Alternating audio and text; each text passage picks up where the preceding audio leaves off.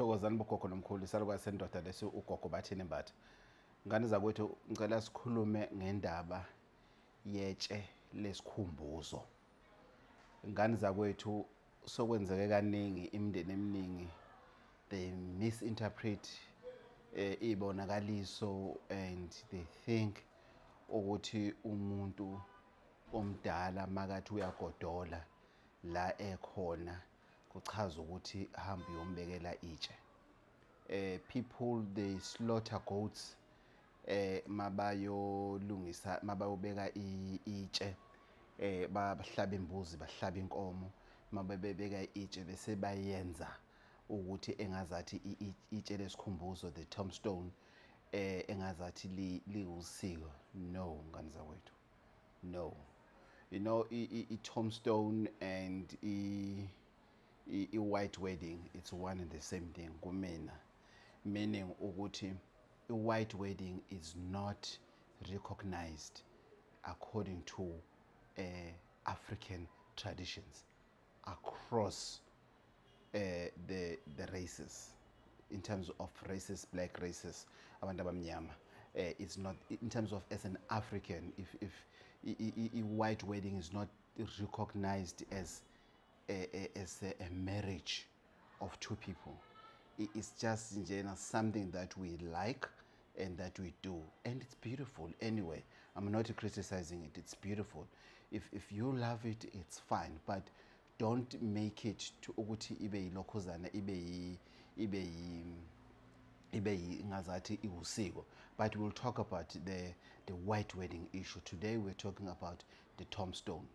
Guys, the issue of the Tombstone, it's a very, very, very sensitive issue because often people call salukazi sendoda, thokoza salukazi sendoda, salukazi sendoda ngicela ungisize siyobeka itshe likagogo sifuna ukwazi ukuthi ngokosiko kwenziwa kanjani. Alikho isiko lokubeka itshe. Kukhona isiko lokuthi washona uma wakho, washona ubaba wakho, washona umfowenu, washona ugogo wakho, washona umkhulu wakho, ubungekho uzobeka itshe. Ukubeka itshe kusho kuyafana nokuthi bukade ukhona emncwabeni uzothela inhlabathi, makuthiwa umhlabathi emhlabathini, umlothe emlotheni, uthule othulweni. Makuthiwa uzobeka itshe sokhulunywa ngelitshe leli, it's just a small stone osuke uzoyibeka uzosho ukuthi gogo angikwazanga ukufika, mama angikwazanga ukufika, whatever reason, and whoever oshonile oclose kuwena la whereby you feel ukuthi azange ubeke itshe.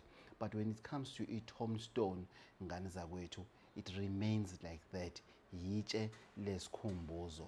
You are just making ithuna to look nice, to show ukuthi amathambo omuntu olelelana amathambo omuntu nanimthanda asaphila futhi nisamthanda ngisho angasekho emhlabeni.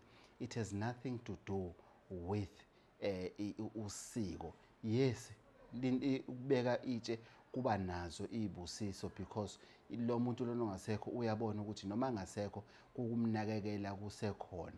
But makuthiwa ubeke itshe, ungabeki itshe ngoba uyitshela ukuthi uma wakho nombaba wakho nomugogo wakho nomkhulu wakho uthe uyagodola, so then uyamakhela. Sometimes uyagodola ngoba akangenanga edlozini, akangenanga emathongeni, akangenanga kwabakubo, because kunezinto zasemhlabeni athi angasazenzi athi yena usindisiwe. That's why uyagodola ungaphandle, which means ukuphi usethuneni. Sikhulumile nge-episode yamathuna, sikhuluma nge-episode manje ye-Tombstone, itshe lesikhumbuzo. So uthi uyagodola uthola ukuthi ingoba akangenanga ebantwini abadala. Kwesinye isikhathi uyagodola yingoba azange umakhele indlu, wakhe uthenga umuzi noma wakhe umuzi wena, lo muzi wawubiza ukuthi umuzi wami kanti umuzi kayihlo. So mawuthe umuzi wakho wagcina ungasayakhanga indlu lana uzothi lena indlu kababa nomama, lena indlu kagogo nomkhulu makuyikhaya elikhulu. So besayabuya umuntu omdala athi uyagodola, chaza ukuthi ini akanayo indlu. Omunye athi uyagodola wamakhela indlu, athi uyagodola ngoba imisebenzi yakhe ayiphelelisiwe. Kuchaza ukuthi kunezinto angabela zona njengomuntu omdala even angasekho, angasayitholi, then afike akhulume approach ngokuthi uyagodola. So kubalulekile ngani zakwethu, just before you go and buy a huge tombstone and everything, go uyohlola mawuthola isibonakaliso ukuthi yazi ngiphupha umama nethwa imvula, yazi ngiphupha umahlele ngaphandle egodole, yazi ngiphuphe kunjena ngiphuphe kunjena ngiphuphe kunjena. Yingoba kwenzakalani, uma wakho noma umzali wakho loyo osuke umphuphile, noma lowo muntu loyo wakini, noma kwesinye isikhathi uyuphuphela umuntu wase next door, uyuphuphela umngani, uyuphuphela umuntu othandana naye. Kuchaza ukuthini? Kuchaza ukuthi kukhona into ayidingayo. So it doesn't mean ugodola, doesn't mean in tombstone. Kwesinye isikhathi thola ukuthi uma wakho nobaba wakho bashone bethandana, uma wakho wakwenza, uma ubaba wakho wakwenza konke ukuba kwama wakho, kwase kushoda ukuthi uma wakho eqhoyiswe, azange aqhoyiswe, mhlawumbe fanele ukuthi uqhoyiswe uma wakho, fanele ukuthi uma wakho eqhoyiswe, noma fanele uqhoyiswe ugogo wakho. Sisazokhuluma futhi ukuthi ungalenzi iphutha lokushadisa abantu abashone bangasathandani. It's an episode on its own. Today sikhuluma nge-tombstone ukuthi kusho ukuthini umuntu makathi ngiyagodola. Akusho ukuthi hamba uyofaka inkonzimalanga yetshe. Itshe lesikhumbuzo usukwenzela izukulu nezukulu zazi ukuthi amathambo kagogo alele la, bekwazi ukuthi abazukulu mebekhula noma igeneration elandela wena ikwazi ukwenza i-family tree ngokuthi ikwazi uku-identifya amathuna. Abantu abaningi baye bayithole esimeni sokuthi amathuna ayakhishwa in ngoba abantu amathuna akhona a-abundant, awasenamuntu owanakekelayo. So mawusuke ufake itshe kusuke kuyisikhumbuzo, and ungathi umzali wakho uma ungazange umenzele lutho asaphila, ungazange umnake, ungazange wazi ukuthi uma wakho fanele aladlile, ungazi ukuthi uma wakho lalele khona irufu nayo ilokhuzana, izinto efana nalezo, or any other parent for that matter, or your siblings and everything, besothi meseshonile besothi hayi ngifuna ukumenzela itshe ingoba azange ngibe khona ngesikhathi engidinga. No, kufanele ukuthi uyocela inhlambuluko, hayi i-tombstone. Ma ufaka i-tombstone ucindezela into zakho even further. Wafika umunye ubaba ezohlola only to find out ukuthi lo baba lona wahamba waye eGoli, washiya umakoti, washiya uma wakhe, washiya ubaba wakhe. Bobathathu labantu baze bashona, kwasala iy'ngane. Labazali bathathu baze bashona, ngisho umakoti wakhe lo adamshilo wasemakhaya baze bashona, bashiya ingane, wahamba wodla nice time.